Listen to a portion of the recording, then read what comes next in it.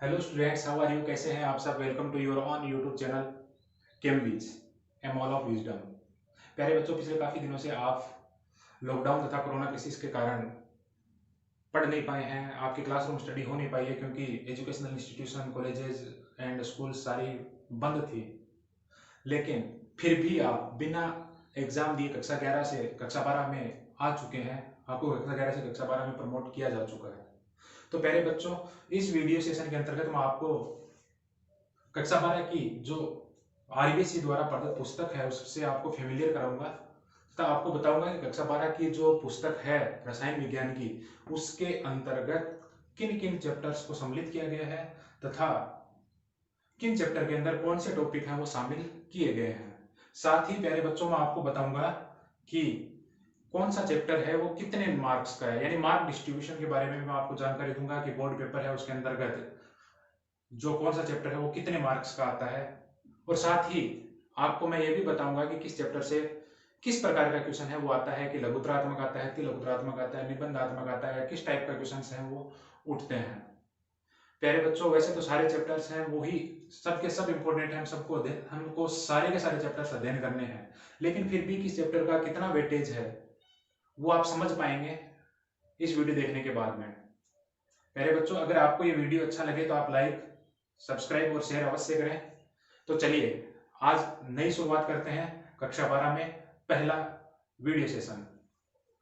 तो पहले बच्चों, जो आरबीएसई के द्वारा प्रदत्त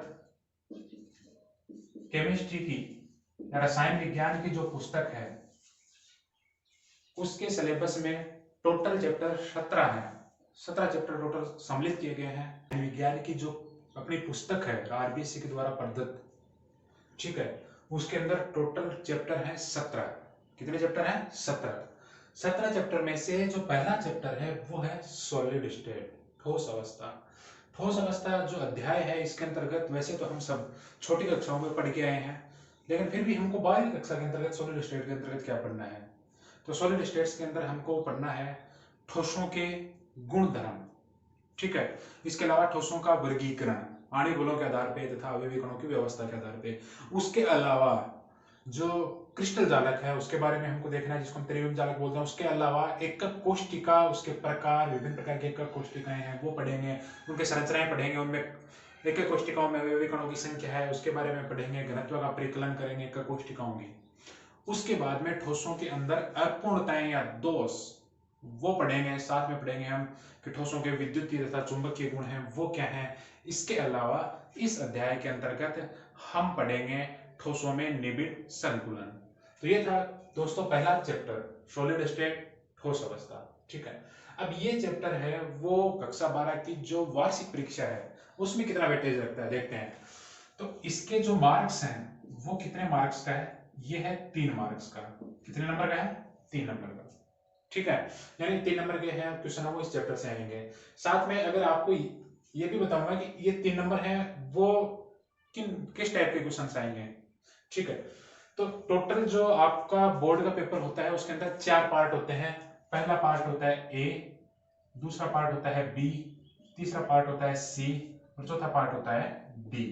पहला पार्ट है वो 1 नंबर का, दूसरा पार्ट है वो 2 नंबर का, तीसरा पार्ट है वो 3 नंबर का और चौथा पार्ट डी है वो होता है 4 नंबर का, ठीक है।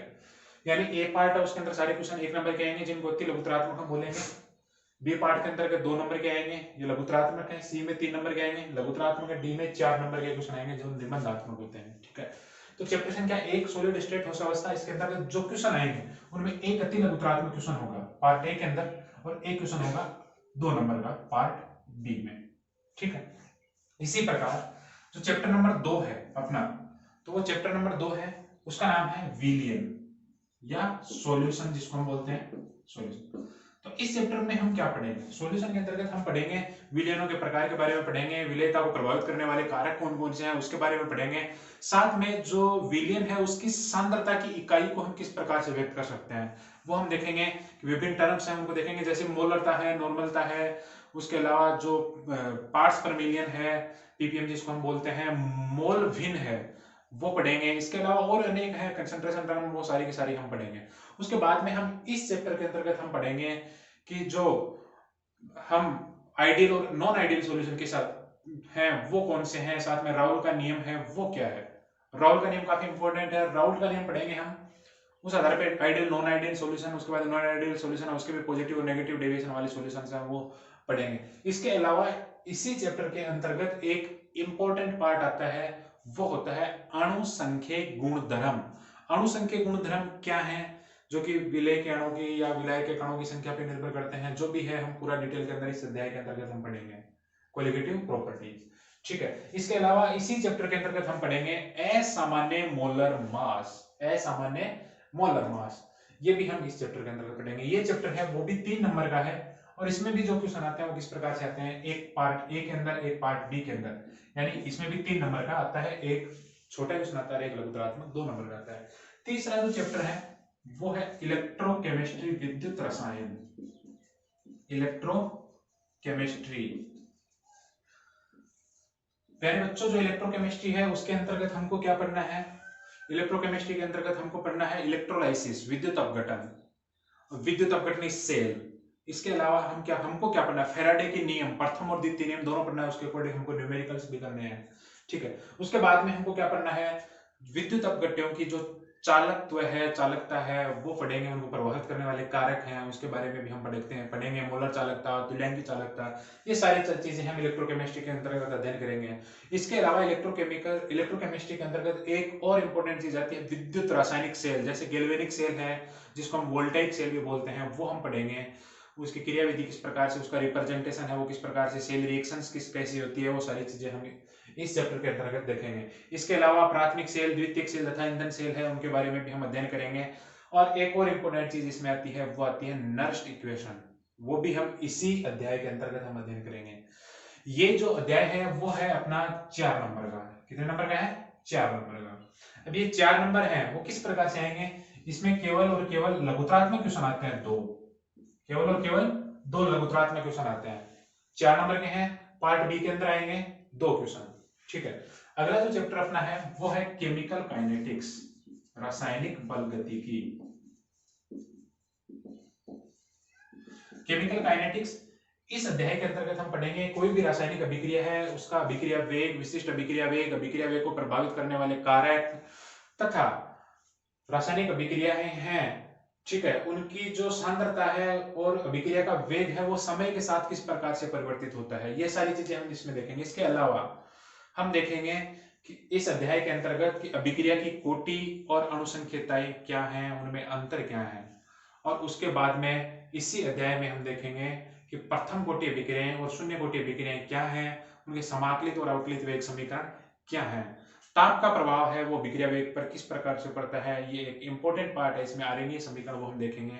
उसके बाद में हम देखेंगे इसके अंतर्गत कोलिजन थ्योरी, संघट्य सिद्धांत। ये जो चैप्टर है वो भी है अपना 4 नंबर का। सामान्यतः इस चैप्टर से एक न्यूमेरिकल अवश्य आता है, हर बार आता है, ठीक है।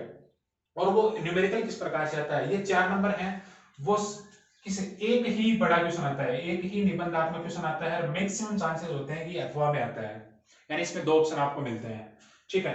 अब ये जो 4 नंबर का आएगा तो इसमें सवाल किस प्रकार से आता है, जैसे एक क्वेश्चन है उसके 3 या 4 पार्ट दे देंगे, उनमें से कोई भी एक पार्ट है उसमें सवाल डाल देता है, इसमें मैक्सिमम चांसेस होते हैं, ठीक है। अगला जो अपना चैप्टर है वो है पृष्ठ रसायन, सरफेस केमिस्ट्री। इस अध्याय के अंतर्गत प्यारे बच्चों हम कोई भी पदार्थ है उसके जो सतही गुणों का अध्ययन करते हैं, जो उसके पृष्ठ पर होने वाली, कोई भी पदार्थ है उसके बाह्य पृष्ठ पर होने वाली जितनी भी परिघटनाएं हैं उनका अध्ययन करते हैं। इस अध्याय के अंतर्गत 3 चीजें शामिल की गई हैं। पहला है वो है अधिशोषण, दूसरा है वो है उत्प्रेरण, और तीसरा जो इसके अंदर सम्मिलित किया गया है वो है अपना कोलॉइड अवस्था। ये 3 चीजें इसके अंदर सम्मिलित की गई हैं, ठीक है, जिनकी हम डिटेल स्टडी इस अध्याय के अंतर्गत हम करेंगे। ये भी चैप्टर है वो है 4 नंबर का। इसमें एक अति लघुतरात्मक क्वेश्चन आता है और एक आता है अपना 3 नंबर का पार्ट सी के अंदर क्वेश्चन। इस प्रकार से ये 4 नंबर का चैप्टर है, ठीक है। अगला जो छठा चैप्टर है वो है धातु निष्कर्षण और उसके सिद्धांत और प्रक्रम, धातु निष्कर्षण के सिद्धांत और उसके प्रक्रम, यानी metal extraction and their process, metal extraction. इस चैप्टर है, इसके अंतर्गत हम इस चीज का अध्ययन करते हैं कि कोई भी धातु उसके अयस्क से शुद्ध रूप में किस प्रकार से प्राप्त की जाती है। ठीक है, कैसे? जैसे हम अयस्क है उनको हम है ना जमीन से निकालते हैं अशुद्ध अवस्था में। ठीक है, अब उनसे एकदम शुद्ध अवस्था में किस प्रकार से धातु को प्राप्त करेंगे कि सबसे पहले उसका चूर्णीकरण करेंगे, सांद्रण करेंगे विद्युत अपघटन विधि के द्वारा या अन्य निस्तापन भर्जन और अन्य अनेक विधियां हैं, अनेक जो भट्टियां हैं जैसे वात्या भट्टी, परावर्तन भट्टी, इन सारी चीजों का अध्ययन हम मेटल एक्सट्रैक्शन और देयर प्रोसेस के अंदर हम करेंगे। ये चैप्टर है वो सिर्फ 2 नंबर का है। ठीक है, एक ही क्वेश्चन आता है 2 नंबर का, एक ही क्वेश्चन आता है 2 नंबर का पार्ट बी के अंदर। ठीक है, अगला जो चैप्टर है वो है अपना 7वां जो चैप्टर है, ये चैप्टर है, इसका नाम है P block element, P block तत्व। पहले जो आप कक्षा 11 के अंदर एस और पी ब्लॉक के तत्व हैं उनके बारे में अध्ययन करके आए हैं। एस ब्लॉक तत्वों के अंतर्गत आपने पढ़ा होगा क्षार धातुएं, क्षारीय मृदा धातुएं, इन सब के बारे में आपने पढ़ा होगा। इसके अलावा आपने कक्षा 11 के अंतर्गत पी ब्लॉक के अंतर्गत आपने पढ़ा होगा वर्ग 13 और वर्ग 14 के तत्व हैं वो आपने पढ़े होंगे। ठीक है, उनका इलेक्ट्रॉनिक विन्यास, ऑक्सीकरण, ये सब आपने कक्षा 11 के अंदर अध्ययन किया होगा। तो हम कक्षा 12 में क्या करेंगे? कक्षा 12 के अंतर्गत वर्ग 14 से लेकर वर्ग 18 तक के तत्व है, यानी नाइट्रोजन परिवार, फिर ऑक्सीजन परिवार, फिर हेलोजन परिवार और इनर्ट गैसेज हैं उनका अध्ययन हम करेंगे। उनमें भी हम क्या पढ़ेंगे? नाइट्रोजन परिवार है, जैसे वर्ग हम 15 का अध्ययन करते हैं तो उसके अंदर नाइट्रोजन के बारे में हम पढ़ेंगे, फास्फोरस के बारे में पढ़ेंगे, उससे बनने वाले कुछ महत्वपूर्ण यौगिक हैं, जैसे नाइट्रोजन से बनने वाले अमोनिया है, नाइट्रिक अम्लों के निर्माण की विधियां हैं किस प्रकार से हैं तथा उनके जो स्ट्रक्चर्स हैं वो किस प्रकार से। इसी प्रकार फास्फोरस से बनने वाले जो कंपाउंड है, जैसे फास्फोरस से बनने वाले विभिन्न प्रकार के ऑक्सी एसिड्स, उनके बारे में हम पढ़ेंगे। इसी प्रकार वर्ग जो 16वां है उसके अंदर हम ऑक्सीजन के बारे में पढ़ेंगे। ऑक्सीजन में हम क्या पढ़ेंगे? डाइऑक्सीजन, ओजोन, तथा इसके अलावा जो सल्फर है उसका भी अध्ययन करेंगे। सल्फर से बनने वाले विभिन्न ऑक्सी अम्ल है, जैसे सल्फ्यूरिक एसिड है, सल्फ्यूरस अम्ल है, केरो अम्ल है, मार्शल एसिड है, इन सब का अध्ययन हम करेंगे। इसके अलावा हम हेलोजन्स तथा जो आपके इनर्ट गैसेज हैं उनका भी अध्ययन करेंगे। इनके साथ साथ इस अध्याय के अंतर्गत हम जो प्रॉपर्टीज हैं, विभिन्न प्रॉपर्टीज हैं, उनका ट्रेंड किस प्रकार से है कि वो एक ग्रुप में किस प्रकार से चेंज होती हैं तथा एक पीरियड में, आवर्त में किस प्रकार से वो परिवर्तित होती हैं, उनका भी हम इस चैप्टर के अंतर्गत अध्ययन करेंगे। ठीक है, ये जो अध्याय है वो अपना है 4 नंबर का, और इस चैप्टर में से भी केवल एक क्वेश्चन आता है, वो आता है निबंधात्मक 4 नंबर का। ठीक है, क्वेश्चन नंबर 29, क्वेश्चन नंबर 29 आता है वो पी ब्लॉक एलिमेंट से आता है। ठीक है, अगला जो अपना है चैप्टर वो है D and F block element, D and F block element. पहले जो आपने 11वीं कक्षा के अंतर्गत आपने पढ़ा होगा कि एस ब्लॉक और पी ब्लॉक, इसके साथ साथ आपने पढ़े होंगे पीरियोडिक टेबल, पीरियोडिक टेबल आपने पढ़ी होगी। पीरियोडिक टेबल के अंदर आपने देखा होगा कि उसके वर्ग नंबर जो आपका तीसरा है वहां से लेके वर्ग नंबर 12 तक के जो तत्व हैं वो सारे के सारे संक्रमण तत्व कहलाते हैं। इसके अलावा आवर्त सारणी के नीचे की ओर लेंथेनाइड और एक्टिनाइड इसको रखा गया है। ठीक है, तो जो संक्रमण तत्व हैं, डी ब्लॉक एलिमेंट है, उनका अध्ययन हम करते हैं। उनमें भी सिर्फ प्रथम संक्रमण श्रृंखला, केवल 3D सीरीज का अध्ययन हम कक्षा 12 की जो 8वां चैप्टर है उसके अंतर्गत करेंगे, जो स्केडियम से लेकर जिंक तक है। हालांकि जिंक है वो संक्रमण तत्व नहीं होता है। ठीक है, एफ ब्लॉक एलिमेंट के अंतर्गत हम 4F तत्व तथा 5F तत्व दोनों का अध्ययन हम करेंगे। 4F तत्वों को लेंथेनाइड और 5F को हम जानते हैं एक्टिनाइड्स के नाम से नॉर्मली जानते हैं। इसके अलावा लेंथेनाइड संकुचन के बारे में हम पढ़ेंगे, और इनमें भी जो आपके इनके प्रॉपर्टीज का ट्रेंड किस प्रकार से है कि उनकी आवर्तिता किस प्रकार से है, वो किस प्रकार से परिवर्तित होते हैं, उनका भी अध्ययन हम इस चैप्टर के अंतर्गत करेंगे। ये है 3 नंबर का, और इस अध्याय से केवल और केवल अति लघुत्रात्मक प्रश्न आते हैं 3। तीनों के तीनों पार्ट ए में मिल जाएंगे आपको, तीनों के तीनों क्वेश्चन। ठीक है, इस प्रकार से आपको ध्यान में रखना है। 9वां जो अपना अध्याय है वो है उपसह संयोजक यौगिक, कोऑर्डिनेशन कंपाउंड। कोऑर्डिनेशन कंपाउंड है, ये भी एक इंपॉर्टेंट टॉपिक है। इस अध्याय के अंतर्गत हम उपसंयोजक यौगिकों के बारे में पढ़ेंगे। उपसंयोजक यौगिकों का नामकरण हमको किस प्रकार से करना है, उनका अंदर उपस्थित केंद्रीय मेटल आयन है उसकी ऑक्सीडेशन नंबर किस प्रकार से ज्ञात करनी है, कि उपसंयोजक यौगिकों के अंदर समायोता किस प्रकार की होती है, उनके अंदर बॉन्डिंग किस प्रकार की होती है, और बॉन्डिंग को बताने वाले विभिन्न सिद्धांत हैं, विभिन्न प्रकार के सिद्धांत, जैसे वीबीटी संयोजकता बंध सिद्धांत, सीएफटी क्रिस्टल फिल्म थ्योरी जो है वो हम इस चैप्टर के अंतर्गत हम पढ़ेंगे। इसके अलावा उपसेचन जो यौगिक हैं उनके अपने उपयोग क्या है, वो भी, उससे भी कई बार क्वेश्चन आता है, तो वो भी हम इस अध्याय से हम पढ़ेंगे। ये जो चैप्टर है वो भी है अपना 3 नंबर का, ठीक है। और इसमें से भी क्या होता है, एक अति लघुतरात्मक क्वेश्चन आता है और एक लघुतरात्मक क्वेश्चन आता है 3 नंबर का, टोटल एक नंबर का, एक 2 नंबर का, ठीक है।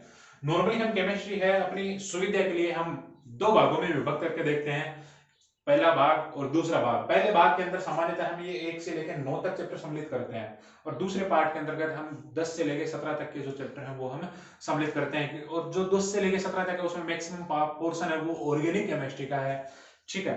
तो जो पार्ट सेकंड है, जो चैप्टर नंबर 10 है, वो यहां से स्टार्ट होता है। इसमें जो चैप्टर नंबर 10 है उसका नाम है, उसके अंतर्गत हम अध्ययन करेंगे halogen derivative, halogen derivatives, halogen व्युत्पन्नों का अध्ययन करेंगे। हेलोजन व्युत्पन्न कौन कौन से, कार्बनिक यौगिकों के हेलोजन व्युत्पन्न है उनका अध्ययन करेंगे, जैसे हेलो एल्केन। हेलो एल्केन के अंदर भी हम monohalide, dihalide, trihalide, tetrahalide, इसके अलावा फ्रियोन्स, इनका अध्ययन हम करेंगे। इसके अलावा BHC जिसको हम बेंजीन हेक्साक्लोराइड बोलते हैं, इसके अलावा DDT, इसका भी अध्ययन हम इस अध्याय के अंतर्गत करेंगे। इसके अलावा हेलोएरिन्स का अध्ययन भी हम इस अध्याय के अंतर्गत करेंगे, और उनमें भी हम इनका अध्ययन किस प्रकार से करेंगे, हम इनकी जो नामकरण है वो किस प्रकार से करते हैं, इनका जो नॉर्मल स्ट्रक्चर है वो किस प्रकार की होती है, साथ में इनको किन विधियों के द्वारा बनाया जा सकता है, इनके रासायनिक और भौतिक गुण किस प्रकार के हैं, और इनकी बहुत सारी अभिक्रियाएं जो रासायनिक गुणधर्मों के अंतर्गत या बनाने की विधियों के दौरान हम पढ़ेंगे। ये अध्याय है वो है 4 नंबर का, और इस अध्याय में से 2 तो क्वेश्चन आते हैं अति लघुतरात्मक। 2 क्वेश्चन कैसे आते हैं, अति लघुतरात्मक, एक क्वेश्चन आता है लघुतरात्मक, 2 नंबर का पार्ट बी में, और अब 4 नंबर का ये होता है, ठीक है। नेक्स्ट जो अपना अगला 11वां और 12वां चैप्टर है, दोनों के अंदर शामिल किए गए हैं oxygen containing functional group, oxygen containing functional group, इसको नाम दिया गया फर्स्ट और इसको नाम दिया गया सेकंड। ऐसे क्योंकि बहुत सारे क्रियात्मक समूह ऐसे हैं जिनके अंतर्गत ऑक्सीजन उपस्थित होती है, ठीक है। तो ऑक्सीजन युक्त क्रियात्मक समूहों को हमको 2 अध्यायों के अंदर अध्ययन करना है। कुछ एक ऐसे हैं जिनको 11वें अध्याय के अंदर, कुछ एक ऐसे हैं जिनको 12वें अध्याय के अंदर हम अध्ययन करेंगे। 11वें जो चैप्टर है उसके अंतर्गत हम अध्ययन करेंगे एल्कोहल, फिनॉल और ईथर का, एल्कोहल, फिनॉल और ईथर का हम अध्ययन करेंगे। वही उनकी संरचना कैसी है, उनका नामकरण किस प्रकार से करते हैं, उनके अंदर नॉर्मली कौन सी समावेता उपस्थित होती है। उसके अलावा हम इन चैप्टरों के अंतर्गत, इस चैप्टर के अंदर जो 11वां चैप्टर है उसके अंदर एल्कोहल, फिनॉल और ईथर हम पढ़ेंगे। उसके अंतर्गत हम पढ़ेंगे बनाने की विधियां हैं, उनकी रासायनिक और भौतिक गुणधर्म है, उनके बारे में भी हम अध्ययन करेंगे। इसी प्रकार 12वां चैप्टर है उसके अंतर्गत हम पढ़ेंगे कार्बोनिल कंपाउंड के बारे में। कार्बोनिल कंपाउंड जैसे कि आप पढ़ के आए हैं 11वीं कक्षा के अंदर, कार्बोनिल कंपाउंड एल्डिहाइड और कीटोन को बोला जाता है, ठीक है। तो उनके बारे में एल्डिहाइड और कीटोन, उसके अलावा हम इसके अंतर्गत पढ़ेंगे कार्बोक्सिलिक अम्ल के बारे में। किसके बारे में पढ़ेंगे हम, कार्बोक्सिलिक एसिड के बारे में भी हम इस अध्याय के अंतर्गत पढ़ेंगे। इसके अलावा कार्बोक्सिलिक एसिड है उनके व्युत्पन्न, उनके बारे में भी पढ़ेंगे, उनके निर्माण की विधियां कौन सी हैं, उनके द्वारा कौन कौन सी रासायनिक अभिक्रियाएं दर्शाई जाती हैं, उनके भौतिक गुणधर्म क्या हैं। इसके अलावा उनकी कोई अनुनादी संरचनाएं वगैरह हैं वो भी हम पढ़ेंगे, और कुछ स्पेसिफिक मैकेनिज्म है रिएक्शंस की वो भी हम इन अध्यायों के अंतर्गत हम देखेंगे। तो जो चैप्टर नंबर 11 है वो 4 नंबर का है, और चैप्टर नंबर जो 12 है वो 3 नंबर का है। तो चैप्टर नंबर जो 11 है उसमें से एक ही क्वेश्चन आता है, और वो आता है 4 नंबर का, एक ही क्वेश्चन आता है 4 नंबर का। और चैप्टर नंबर जो 12 है इसमें से एक क्वेश्चन आता है आपका अति लघुतरात्मक, और एक क्वेश्चन आता है लघुतरात्मक। इस प्रकार से ये 3 नंबर का है।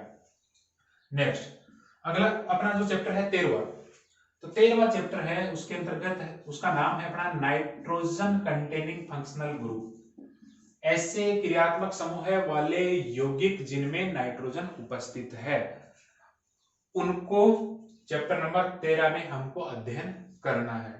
जैसे साइनाइड, आइसोसाइनाइड, एमीन, एमाइड, और उसके अलावा यूरिया, बेंजीन डाइज़ोनियम क्लोराइड, नाइट्रो यौगिक, इन सब का अध्ययन हम करेंगे चैप्टर नंबर 13 में।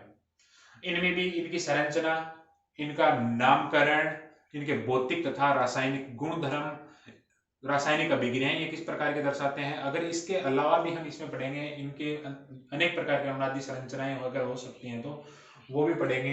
ये सारा का सारा हम अध्ययन 13वां जो चैप्टर है उसके अंतर्गत करेंगे। ये जो चैप्टर है वो भी अपना है 3 नंबर का। कितने नंबर का है? 3 नंबर का। और ये जो 3 नंबर का क्वेश्चन आता है वो केवल एक ही आता है इसमें 3 नंबर का, इस प्रकार से। पार्ट नंबर सी के अंदर आता है इसमें से एक क्वेश्चन, ठीक है।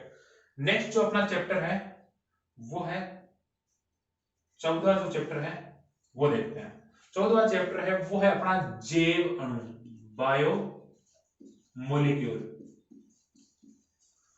बायोमोलिक्यूल जो चैप्टर है इसके अंतर्गत विभिन्न प्रकार के जैव अणुओं का अध्ययन हम करेंगे। पूरे सेशन के दौरान हमको क्या क्या करना है मैं आपको इस चीज के बारे में जानकारी दे रहा हूं कि हमारी पुस्तक के अंदर कौन कौन से चैप्टर हैं वो सम्मिलित किए गए हैं, ताकि आप इस बुक से फेमिलियर हो सकें, ठीक है। तो अपना 14वां चैप्टर है वो है बायोमोलिक्यूल, जैव अणु, ठीक है। जैव अणु के अंदर हम क्या पढ़ेंगे? विभिन्न बड़े जैव अणु जैसे carbohydrate, protein, vitamin, nucleic acids, इनको इसके अंतर्गत सम्मिलित किया गया है। कार्बोहाइड्रेट के अंतर्गत जैसे ग्लूकोज है, फ्रक्टोज है, सुक्रोज है, लेक्टोज है, इन सब की संरचनाएं हमको देखनी है। इनकी साइक्लिक स्ट्रक्चर किस प्रकार की होती है, इनकी ओपन स्ट्रक्चर किस प्रकार की होती है, इसके अलावा इनके जो गुण धर्म है वो क्या है, ये सारी की चीजें हमको देखनी है। जैसे ग्लूकोज और फ्रक्टोज है तो उनकी तो रासायनिक अभिक्रियाएं भी हमको पढ़नी होंगी। इसके अलावा जो विटामिन है उनमें हमको देखना है कि कौन सी विटामिन की कमी से कौन सा डिजीज होता है और किस पदार्थ के अंतर्गत कौन सी विटामिन उपस्थित होती है, ताकि हमको पता चल सके, ठीक है। नेक्स्ट अगर प्रोटीन है, नेक्स्ट हमको प्रोटीन है उसके अंतर्गत हमको क्या देखना है? Amino acids. मुख्यतः हमको क्या देखना है? अमीनो एसिड्स की।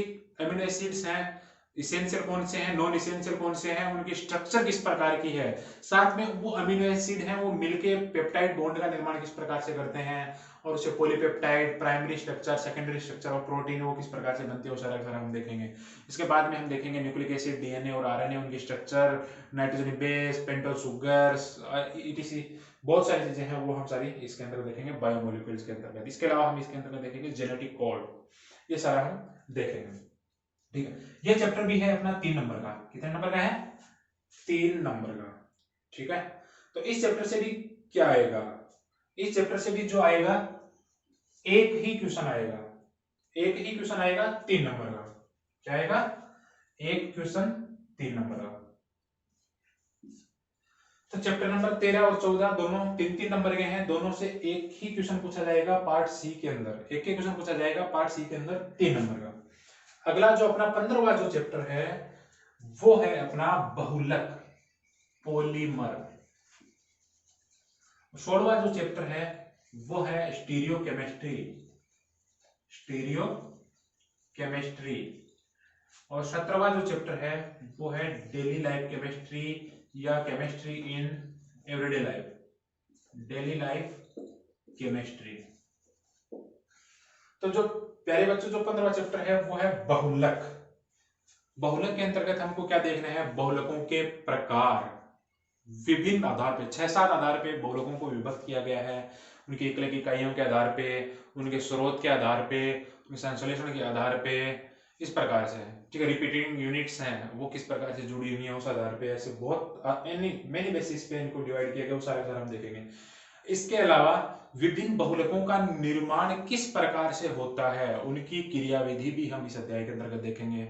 जैसे नाइलॉन 6 कैप्रोलेक्टम से किस प्रकार से हम नाइलॉन 6 का निर्माण करते हैं। इसके अलावा पीएचबीवी है, विभिन्न प्रकार के रबर हैं, Buna N, Buna S, SBS rubber, ये सारा का सारा हम किसके अंदर देखेंगे? पॉलीमर के अंदर। ये चैप्टर भी कितने नंबर का है? 3 नंबर का। स्टीरियोकेमिस्ट्री, त्रिविम रसायन।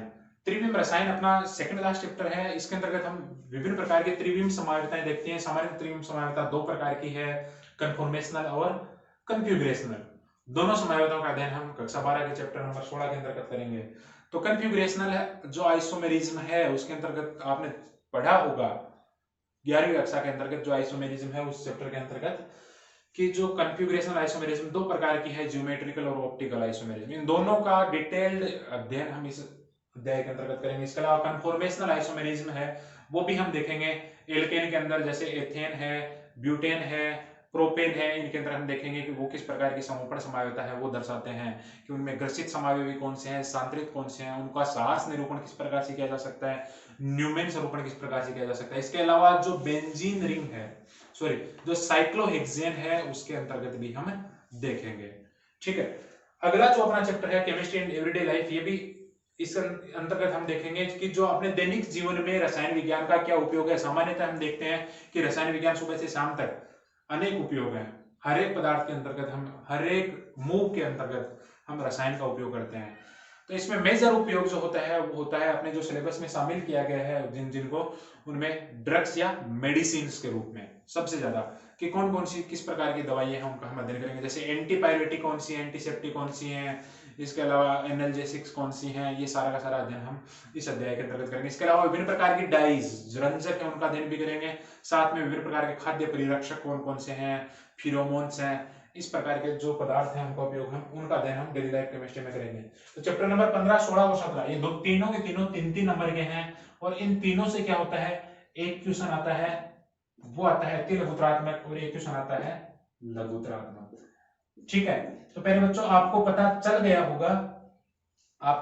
गया होगा कि आने वाले सत्र के अंतर्गत आपको जो रसायन विज्ञान पढ़नी है उसके अंतर्गत कौन कौन से अध्याय सम्मिलित किए गए हैं, तथा किस अध्याय का कितना जो योगदान है वो बोर्ड पेपर के अंतर्गत रहेगा। अगर आपको ये जानना है कि क्वेश्चन वाइज कि कौन सा क्वेश्चन किस अध्याय से आएगा, कि आपको पूछ लिया कि पहला क्वेश्चन है वो किस अध्याय से आएगा, छठा क्वेश्चन किस अध्याय से आएगा, तो नॉर्मली जो अपना ब्लूप्रिंट है उसके अकॉर्डिंग अगर हम चलें तो देखते हैं अपना जो बोर्ड पेपर है वो कितने नंबर का होता है। ओवरऑल जो मार्क डिस्ट्रीब्यूशन रहता है केमिस्ट्री का 100, उसमें से 30 प्रैक्टिकल, ठीक है, 14 नंबर आप जिस इंस्टीट्यूट में पढ़ते हैं वहां से जाते हैं, शेष बचा 56। आ गया होगा समझ में। ओवरऑल मार्किंग होती है 100, उसमें से 30 जो आपका प्रायोगिक होगा उसके रहेंगे। 14 नंबर आप जिस इंस्टीट्यूट में रहते हैं उससे भेजे जाते हैं आपकी परफॉर्मेंस के आधार पे, कि आपके first test, second test, third test, half yearly में नंबर कैसे हैं, आपका बिहेवियर कैसा है, आपकी अटेंडेंस कैसी है, उस आधार पे आपने प्रोजेक्ट का कार्य कैसा किया है, उस आधार पे आपको 40 नंबर हैं वो वहां से भेजे जाते हैं।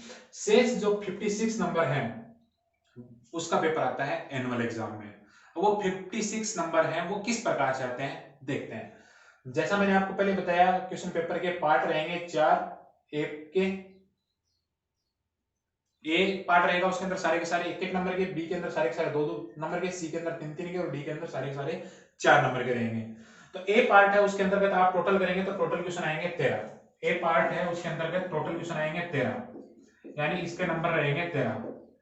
बी पार्ट है उसके अंतर्गत अगर आप टोटल करेंगे तो इनके जो क्वेश्चन आएंगे वो आएंगे 11, यानी टोटल मार्किंग रहेगी इसकी 22।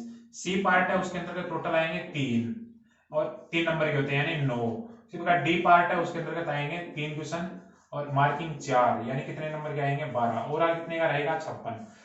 तो पहले बच्चों पहले सवाल से लेके 13 सवाल ए पार्ट रहेंगे पहले से 13 तक, उसके बाद में 14 से लेके 24 तक, यानी 1 से 13 तक ए पार्ट, फिर 14 से लेके 24 तक जो 11 क्वेश्चन है वो सारे के सारे बी पार्ट 2-2 नंबर के, फिर 25, 26 और 27 3 क्वेश्चन सी पार्ट के अंदर 3-3 नंबर के, फिर 28 से 30 ये आएंगे आपके 4-4 नंबर के। इस प्रकार से आपके मार्किंग रहेंगी। अब ये क्वेश्चंस है वो किस चैप्टर से आएंगे वो समझने के लिए एकदम आसान है, अगर आपको ये समझ में आएगा तो आप आसानी से देख सकते हैं। देखें पहला पार्ट रहता है ए का 1 से 13 तक, कैसे रहेंगे तो पहले अति लघुतरात्मक पहले चैप्टर से, दूसरे विलियन से, तीसरा देखेंगे तो तीसरे इलेक्ट्रोकेमिस्ट्री में अति लघुतरात्मक नहीं आएगा, इससे नहीं आएगा, कहां से आएगा सरफेस केमिस्ट्री से। तो पहला, दूसरा, तीसरा क्वेश्चन सरफेस केमिस्ट्री से, चौथा, पांचवा और छठा क्वेश्चन देखें आप डी और एफ ब्लॉक से, फिर 7वां क्वेश्चन, फिर 8वां, 9वां, फिर 10वां, 11वां, 12वां और 13वां। इस प्रकार से इसकी मार्किंग होती है। आगे की बात समझ में, तो ये 13 क्वेश्चन इस प्रकार से आएंगे, ठीक है। उसके बाद में 14 से लेकर 24 तक जो लघुतरात्मक क्वेश्चन है वो किस प्रकार से आएंगे। 14वां क्वेश्चन आप देखें लघुतरात्मक सबसे पहले फर्स्ट चैप्टर में है 14वां, फिर 15वां, फिर 16वां, 17वां। अब देखें 18वां और 18वां चैप्टर क्वेश्चन किससे आएगा, क्योंकि काइनेटिक्स में नहीं है, सरफेस केमिस्ट्री में नहीं है, तो 18वां क्वेश्चन कहां से आएगा, यहां से। फिर आगे आप चलेंगे तो 19वां यहां से कोऑर्डिनेशन से, फिर 20वां, 21वां, 22वां, 23वां और 24वां इस प्रकार से आएगा। फिर 25, 26 और 27 की बात करें तो 25वां क्वेश्चन आप देख रहे हैं सरफेस केमिस्ट्री से। 25वां क्वेश्चन कहां से? सरफेस केमिस्ट्री से। फिर 26वां क्वेश्चन आप देख रहे हैं कहां से? ऑक्सीजन युक्त सॉरी नाइट्रोजन युक्त जो आपके क्रियात्मक समूह है वहां से। और फिर बायोमोलिक्यूल से अगला 27वां। और 28वां 29वां और 30वां की बात करें तो 28वां केमिकल काइनेटिक्स से आपको दिख रहा होगा निबंध आधार पर 30%। 29वां है वो पी ब्लॉक से सामने दिख रहा होगा। 38वां क्वेश्चन है वो कहां से आ रहा है? ऑक्सीजन युक्त क्रियात्मक समूह से। सामान्यतः जो ब्लूप्रिंट है उसके अकॉर्डिंग जो पेपर सेट है वो इसी प्रकार से होता है, लेकिन कई बार क्या होता है जो एग्जामिनर्स होते हैं जो पेपर सेट करते हैं तो वो क्रम है वो थोड़ा बहुत इधर उधर चेंज हो सकता है। तो पहले बच्चों ये था आज का पहला वीडियो सेशन जिसके अंतर्गत हमने क्या देखा कि आपकी जो 12वीं की जो रसायन विज्ञान की किताब है, पुस्तक है आरबीसी के द्वारा अधिकृत, उस पुस्तक के अंतर्गत कौन कौन से अध्याय सम्मिलित किए गए हैं तथा साथ में उनका मार्क डिस्ट्रीब्यूशन क्या है। तो आपको अब आगे सत्र के दौरान किस प्रकार से अध्ययन करना है उसकी योजना अब आप आसानी से बना सकते हैं। आपको नॉर्मल जानकारी मिल गई होगी। ठीक है, धन्यवाद। अगर आपको ये वीडियो अच्छा लगे